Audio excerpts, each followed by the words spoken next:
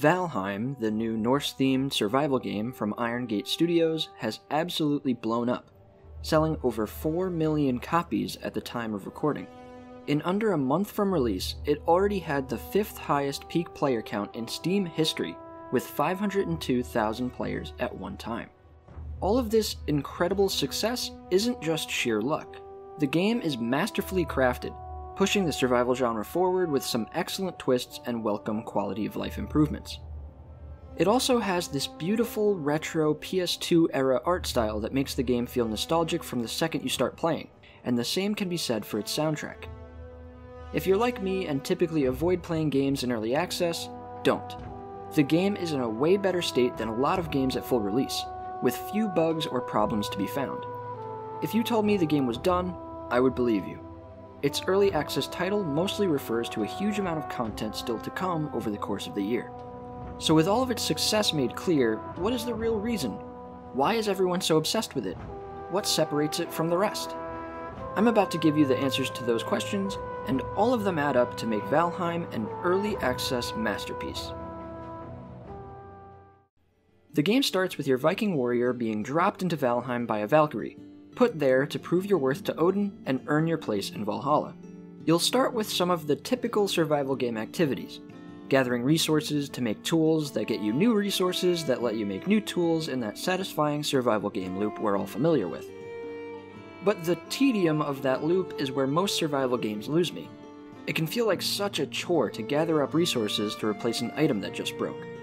In Valheim, your items will still break, but it costs none of your precious resources to repair them at any of your many workbenches. Valheim sheds a similar annoyance with its food and health system. You won't just drop dead if you wait too long to eat.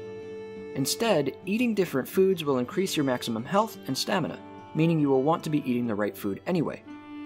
So rather than punishing you for not eating constantly, the game rewards you for keeping that system in mind and making sure you have a good variety of food saved up. When a game like Valheim comes along and does away with things that are taken for granted in similar games, it's such a nice breath of life for the genre, and shows that even if a system is common, it doesn't mean that it is always necessary and should be there without question. Those mechanics still have their place in games for sure, but choosing to do away with them is such a smart move for Valheim and a big piece of what makes it stand out. As a result of that choice, everything feels like less of a chore to do. What you're building towards always makes the little bit of resource gathering you have to do feel more exciting than other games where you're doing it just to scrape by. Valheim is much more about rewarding the player than other survival games that can feel more about avoiding punishment. Like how often death can feel oppressive in those games. Dying usually means starting everything over from scratch. But in Valheim, you just wake up in your bed and run back to where you died to grab everything you lost. Which always creates a fun journey in and of itself. When you die, you do lose a bit of skill progress, which feels like a fair way to still give death some meaning. But in the end, once you've earned something, you've earned it. You never feel like your time is being wasted because something is going to break or you're just going to end up losing it on death. Everything feels purposeful, and everything you work towards feels rewarding.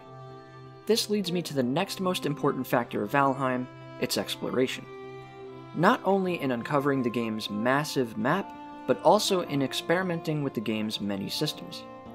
Encountering a new enemy for the first time, managing to defeat it, and earning a whole swath of new recipes is such a fantastic feeling that Valheim delivers over and over and over. The same goes for the game's many flora and fauna and other materials to be found in the game's distinct biomes like the meadows, black forest, or swamps. Finding a point of interest and marking it on your map gives everybody the ability to be their group's Lewis and Clark. Even when you sail off to a new continent to find biomes you've already seen, they still feel new because of different landmarks, ruins, or dungeons you might find.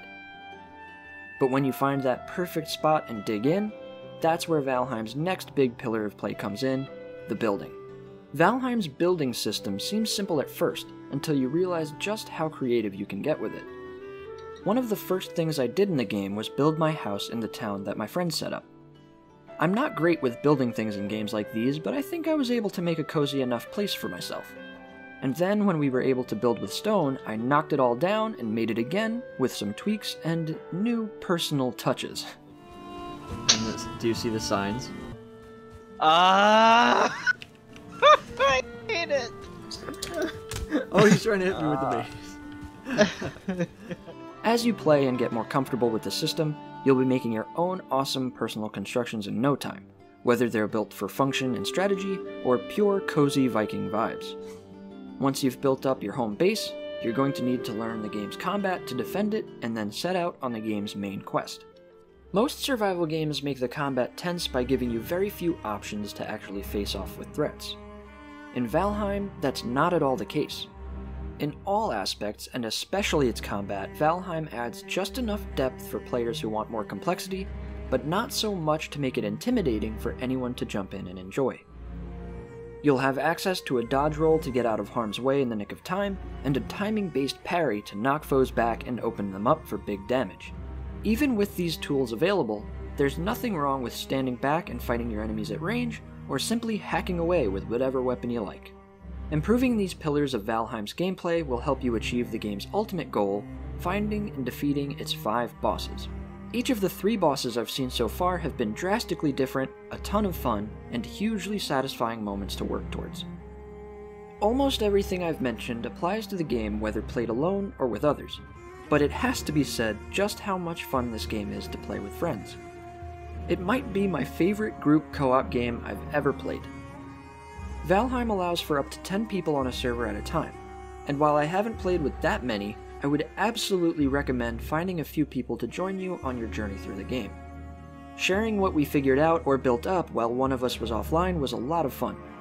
And of course there's all the chaos of getting into and out of trouble together, and other typical multiplayer shenanigans. Other than that, we could do more stuff with it. You're going that way, I'll follow you. Oh shoot, there's a little guy in here. Oh, one more of each of them. Wait, why is a little guy in here? It's Brent. I'm just scrolling. But most of all, exploring Valheim and braving its dangers with our own adventuring party was a unique feeling, and one I don't think any other co-op games will deliver for quite a while. Valheim feels like your own personal mini MMO. Sometimes you'll plan and prepare to take on one of the big bosses, other nights will be relaxed resource gathering and building. Players will naturally take on roles depending on their favorite activities, exploring, gathering, building, crafting. Valheim can be whatever its individual players and groups want it to be.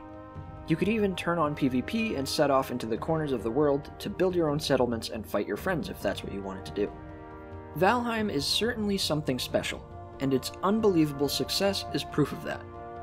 I love when a game becomes the new obsession, with what feels like the entire gaming community playing it at once and learning together while it's still fresh. If you have some friends that might enjoy an experience like that might join you in an adventure through Valheim, it's a co-op game of rare sort and has been incredibly addicting. In fact, I think it's time to end this video so I can go jump back in. If you liked this video, please subscribe to help my channel grow and click the bell to see what I make next. Thank you so much for watching. I'm Shimshazar, and I'll see you next time.